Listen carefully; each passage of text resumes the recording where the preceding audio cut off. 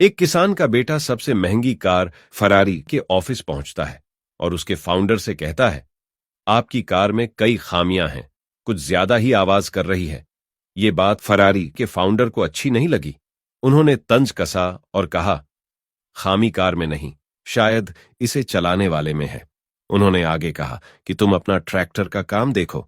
बस इन्हीं शब्दों से शुरू होता है दुनिया की सबसे प्रसिद्ध और लग्जरी कार लैम्बोर्गिनी बनने की कहानी।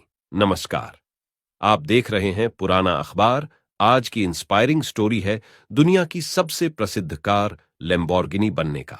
दुनिया में जब स्पोर्ट्स कारों की बात आती है तो लैम्बोर्गिनी का नाम प्रमुखता से आता है। लेकिन क्या आपको पता है, इस कार के बनने की कहानी काफी दिलचस्प है। अपमान का बदला लेने के लिए एक किसान के बेटे ने लैम्बोर्गिनी कार बनाई। लैम्बोर्गिनी नाम भी खुद के नाम से रखा। उनका नाम था फेरुचियो लैम्बोर्गिनी। फेरुचियो लैम्बोर्गिनी का जन्म 1916 इटली में हुआ। फेरुचियो के माता पिता दोनों ही खेती से जुड़े थे और अंगूर की खेती करते थे। उस समय में अक्सर बच्चे वही करते थे जो उनका परिवार कई साल से करता आ रहा हो। लेकिन फेरुचियो की रुचि कभी खेती में नहीं रही। वह अपने पिता की तरह किसान नहीं बनना चाहते थे। खेतों में काम करने से ज्यादा रुचि उन्हें उन मशीनों में थी जिससे खेती हुआ करती थी। फेरुचियो के पिता ने इसका सम्मान करते हुए बेटे को मैकेनिकल की पढ़ाई के लिए बाहर भेज दिया। पढ़ाई पूरी करने के बाद फेरुचियो को मैकेनिक की पहली नौकरी तब मिली जब वह 1940 में एयरफोर्स में भर्ती हुए। वर्ल्ड वॉर में ब्रिटेन ने अन्य सैनिकों सहित फेरुचियो को भी बंदी बना लिया। वर्ल्ड वॉर खत्म हो गया था। बंदी बनाए गए लगभग सभी कैदी रिहा कर दिए गए थे। उसके बाद नौकरी तो नहीं की, अपना एक गैराज खोला। यह समय था 1947 का, जिस दौरान इटली कृषि में काफी तरक्की कर रहा था। बस क्या था, फेरुचियो ने अपना पहला ट्रैक्टर उतार दिया, जिसका नाम कैरियोका रखा गया। अपने समय के ट्रैक्टरों से अलग होने की वजह से यह ट्रैक्टर मॉडल काफी लोकप्रिय हुआ। इसके बाद फेरुचियो ने लंबोर्गिनी ट्राटोरी नाम की एक ट्रैक्टर मैन्युफैक्चरिंग कंपनी खोल दी। यह सवाल आपके जहन में भी आ सकता है कि जब ट्रैक्टर बनाने का बिजनेस इतना सही चल रहा था, तो स्पोर्ट्स कार बनाने की जरूरत क्या थी? जब उनका बिजनेस चल पड़ा तो उन्होंने अपने लिए महंगी कार फरारी खरीदी। अब फेरुची ठहरे एक मैकेनिक तो भला कार की खूबियां और खामियां कैसे ना पहचान लेते। खूबियां तो बहुत थीं, इसीलिए फेरुची को मिली तो सिर्फ खामियां। उन्होंने पाया कि कार कुछ ज्यादा ही आवाज करती है।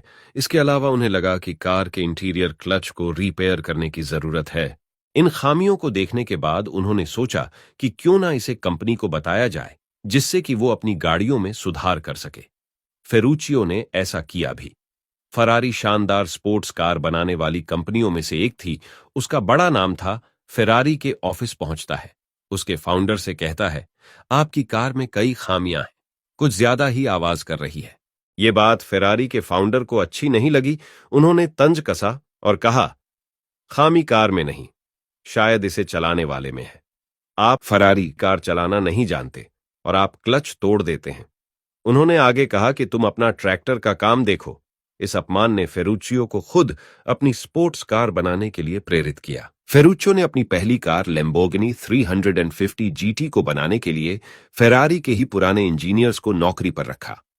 350 जीटी में उस समय का मशहूर V12 इंजन लगाया गया ताकि वह हवा से बातें कर सकें, जो 240 किलोमीटर की टॉप स्पीड पर चल सकती थी। फेरुचियो ने रेसिंग कार को पहचान देने के लिए इसके सिंबल के तौर पर बैल की फोटो का प्रयोग किया। उन्हें बुल फाइटिंग का शौक था। उनका मानना था कि बैल एक शक्तिशाली प्राणी है। 1964 की शुरुआत होते ही लंबोर्गिनी की कारों की बिक्री भी शुरू हो गई।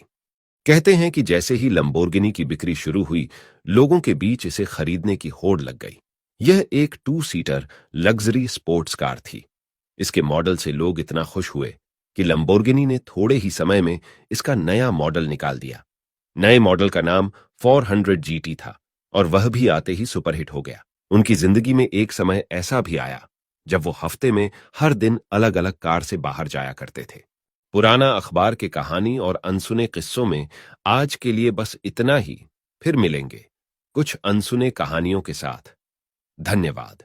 ऐसे ही दिलचस्प किस्सों के लिए मशहूर हमारे पेज पुराना अखबार को सब्सक्राइब और फॉलो जरूर कीजिए।